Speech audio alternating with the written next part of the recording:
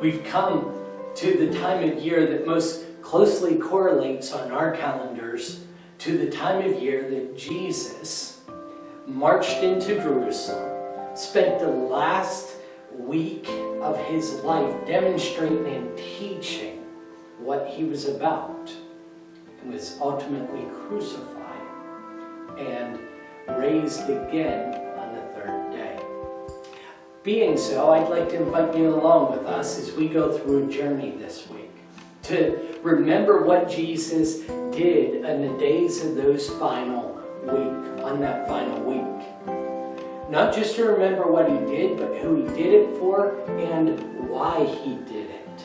That week starts on the Sunday before he was crucified.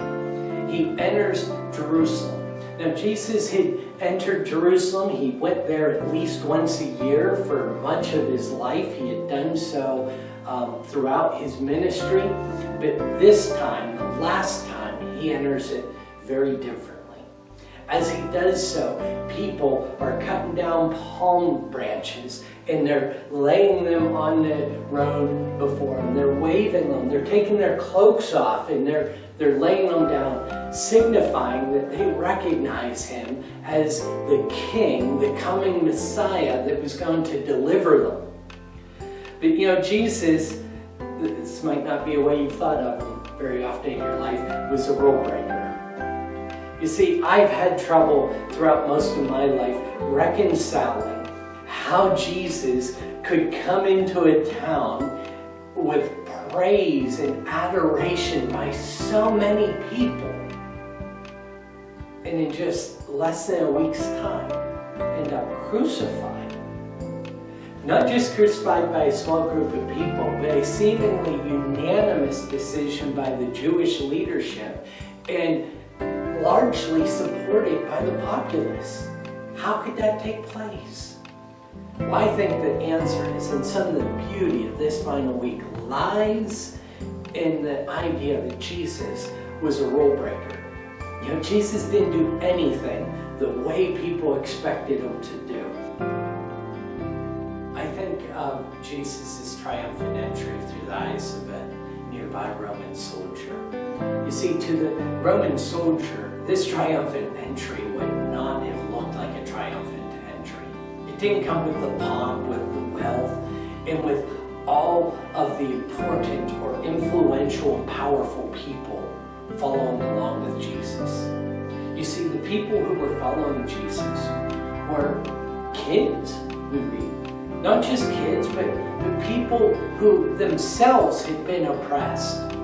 The powerful people, the scribes, the priests, the Pharisees, the Sadducees, all the political and religious leaders, they didn't want anything to do with Jesus.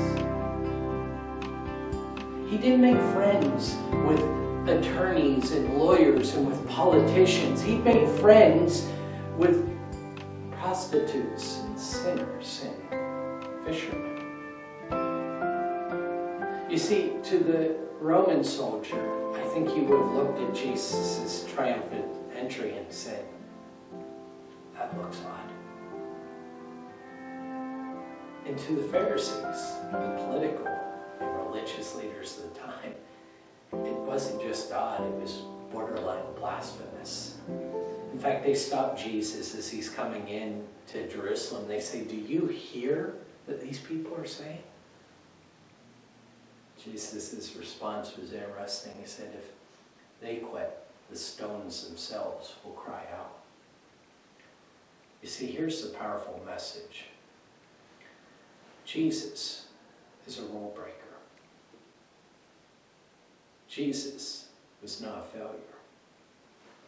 Jesus just wasn't planning on doing things the way the world expects him to do it. The great thing about that is that he allows our failures to be overcome. He allows us in our lowest of times to become something of value, to become his. Jesus didn't abide by the rules of this earth. And that's part of the story of the Triumphant Entry. If you'd like to join us tomorrow at worship at 10:20, I encourage you to do so either live or on live stream. And we're going to look at these concepts a little deeper. But I also encourage you to come along this week as we go on this journey of examining what Jesus did for you and I.